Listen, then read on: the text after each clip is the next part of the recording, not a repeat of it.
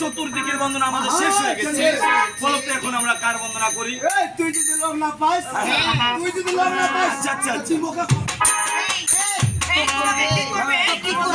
আমার বন্দনা করতে বলছি। তুমি কি দেবতা? দেবতা, দেবতা।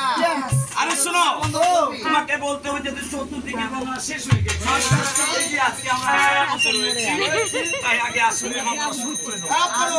তবে তাহলে আসলে বন্দনা শুরু করা যাক।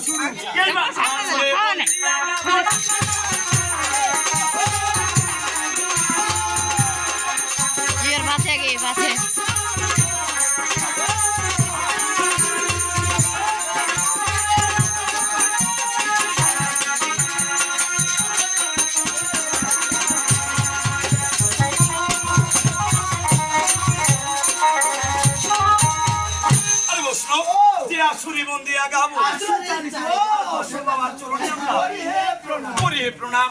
আসলে বন্দনা শেষ হয়ে গেছে, এখন আমরা এখন আদ্যগুরু করতে হবে। আদ্যগুরু, তবে আদ্যগুরু